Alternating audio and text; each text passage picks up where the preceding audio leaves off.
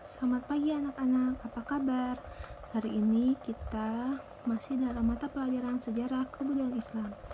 Dan kita masih tetap semangat ya dalam lindungan Allah Subhanahu wa taala. Hari ini Ibu masih akan menyampaikan materi. Jika yang mempunyai bukunya bisa kalian garis bawahi ya menggunakan alat sesuka kalian.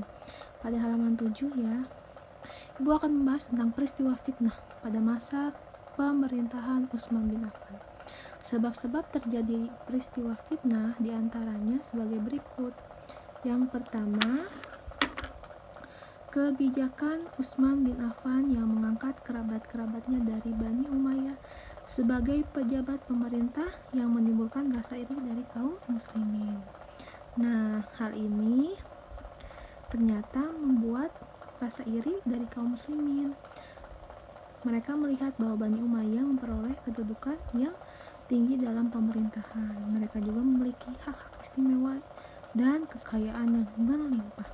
Jadi pada masa Utsman bin Affan, keluarganya yaitu Bani Umayyah memiliki hak-hak dan harta yang melimpah. Pada Bani Umayyah adalah orang-orang yang akhir menerima Islam. Kita tahu yang lama masuk Islam itu adalah kaum Ansor dan kaum Muhajirin. Banyak mereka menerima Islam berdasarkan keuntungan duniawi. Mereka menyadari bahwa mereka akan kalah apabila tetap menyembah berhala. Beberapa pejabat dari kalangan Bani Umayyah pun menunjukkan perilaku yang tidak baik, yaitu Walid bin Uqbah sebagai gubernur Irak.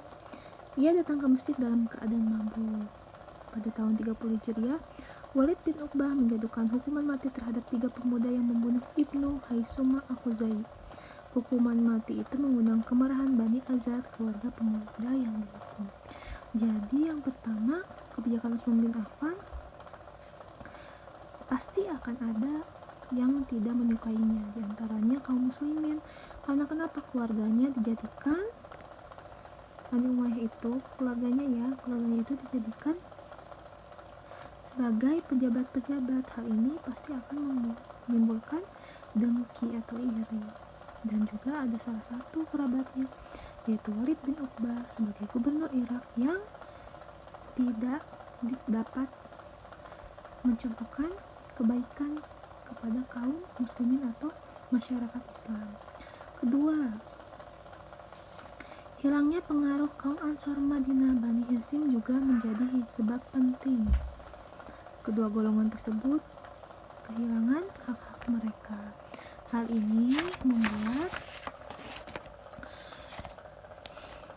kedua golongan itu menjadi membenci Bani Umayyah. Selanjutnya, pengangkatan Marwan bin Hakam sangat tidak disukai oleh masyarakat muslim. Ia adalah orang yang sangat mementingkan diri sendiri. Ia merencanakan agar Bani Umayyah dapat menguasai pemerintahan Islam. Nah, hal ini kerabatnya Utsman ini ada yang sangat egois, yaitu ingin Bani Umayyah itu terus saja berkuasa.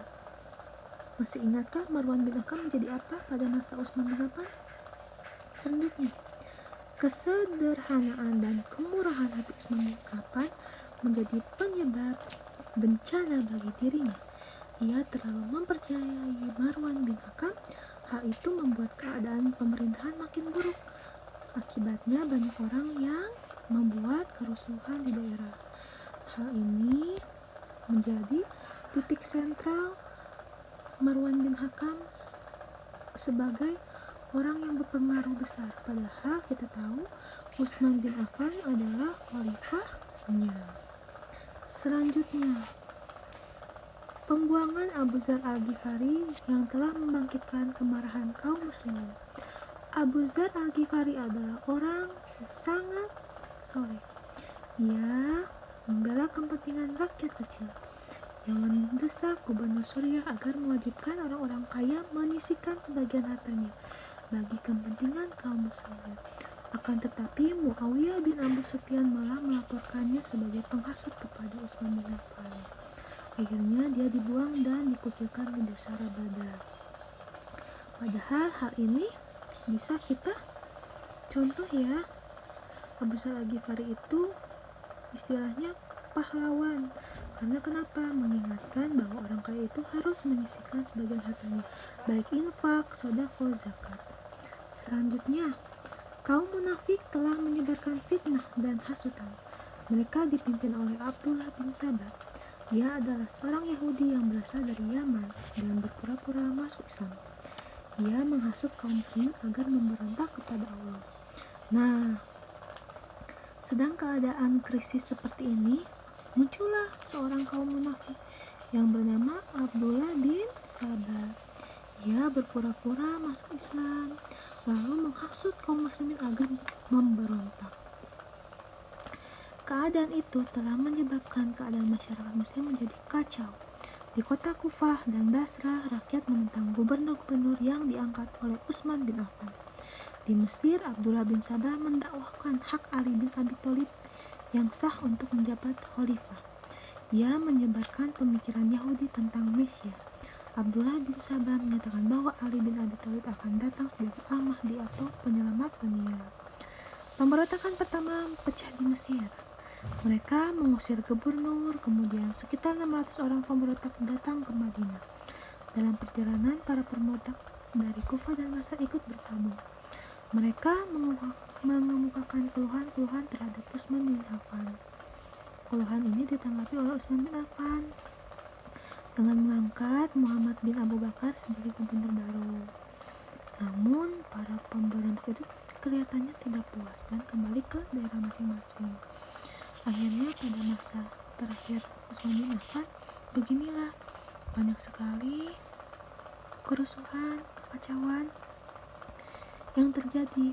Mereka itu orang muslim ya, tapi ada seorang yang mengacaukannya, yaitu Abdullah bin Sabah.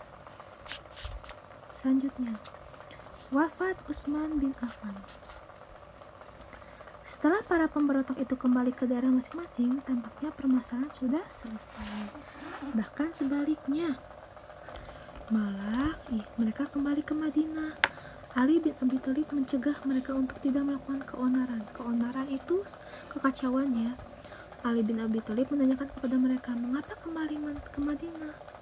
Mereka berkata bahwa di tengah jalan mereka telah mencegat seorang pembantu khusus Utsman bin Affan yang membawa sepucuk surat kepada Mesir, Abdullah bin Abi Sarah. Surat itu ditulis oleh Marwan bin Hakam yang meminta Abdullah bin Abi Sarah untuk membunuh mereka setiba di Mesir. Oleh karena itu, para pemberontak meminta Utsman bin Affan menyerahkan Marwan bin Hakam. Ternyata kesalahpahaman yang menjadi keonaran ini terjadi.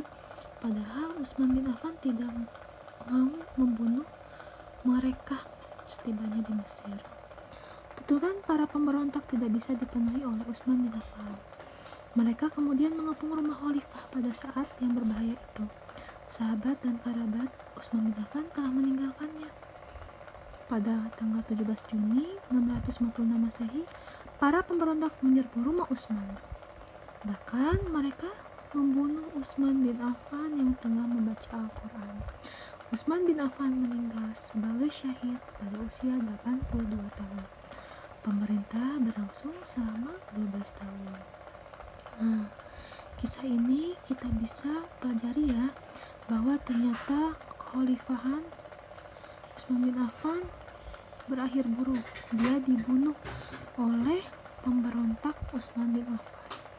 Padahal Utsman bin Affan ini sangat murah hati dan dia tetap memperdulikan orang-orang muslim. Namun kerabatnya malah meninggalkannya mereka.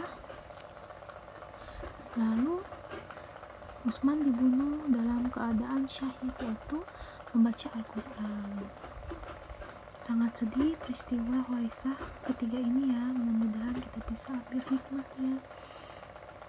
Istilahnya banyak perjuangan dia yang melakukan, seperti memperluas wilayah Islam dan lain-lain. Namun ternyata ada beberapa kaum atau orang-orang yang sangat tidak menyukai pemerintahannya, sehingga pemberontak itu menyerbu rumah Utsman bin Affan. Nah, selanjutnya mengisi penilaian sikap halaman 10 dan lubah permainan halaman 13 ya. Jika sudah, cukup tanda tangan orang tua, tidak perlu konfirmasi ke ibu. Terima kasih. Wassalamualaikum warahmatullahi wabarakatuh.